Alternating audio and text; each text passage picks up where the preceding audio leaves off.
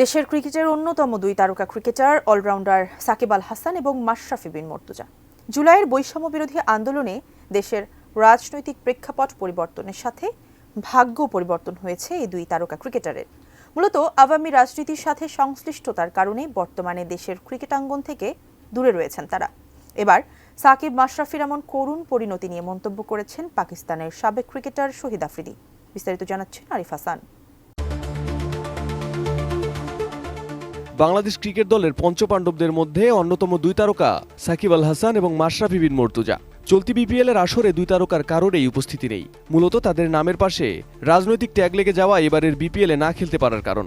দেশের ক্রিকেটের এই দুই তারকার এমন পরিণতি দেখে এবার মুখ খুললেন পাকিস্তানের সাবেক ক্রিকেটার শহীদ আফ্রিদি।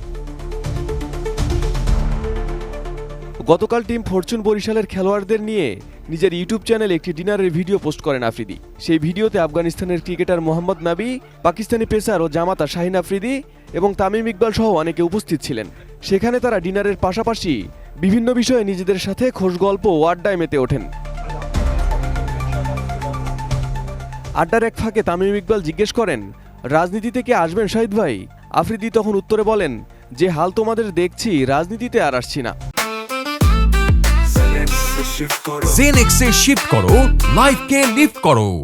पॉलिटिक्स में आएंगे यार, तुम लोगों के हालात देख लिए अब नहीं आ रहा है। তামিমের প্রশ্নের পর শহীদ আফ্রিদির উত্তরে অট্টহাসি দিয়েছেন শাহিন নবীরা। মূলত এ বিষয়ে খুলে না বললেও শহীদ আফ্রিদি সাকিব আল হাসান ও মাশরাফির কথায় ইঙ্গিত দিয়েছেন। আড্ডার ছলে নবীর ওয়ানডে থেকে অবসর নেওয়ার প্রসঙ্গও এসেছে। চ্যাম্পিয়ন্স ট্রফির পর ওয়ানডে থেকে অবসর নেওয়ার কথাটাই আবার বলেছেন আফগান অলরাউন্ডার। তখন শহীদ আফ্রিদি নবীকে অবসর নিতে নিষেধ করেন।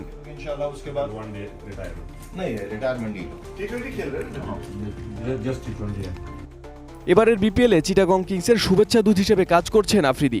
ফরচুন বরিশালকে এবারও নেতৃত্ব দিচ্ছেন তামিম ইকবাল। সেই দলে খেলছেন শাহিন নবীর মতো তারকা অলরাউন্ডাররা। 19 জানুয়ারি চট্টগ্রামের জহুর আহমেদ চৌধুরী স্টেডিয়ামে মুখোমুখি হবে চিটাগং ও ঢাকা। তবে 15 জানুয়ারি পর্যন্ত শাহিনের খেলার অনুমতি রয়েছে।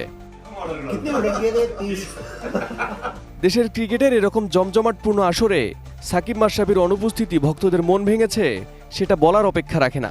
মূলত আওয়ামী রাজনীতির সাথে জড়ানোর কারণেই এমন করুণ পরিণতির শিকার হয়েছেন এই দুই cricketer. Arif Hasan, ATN news.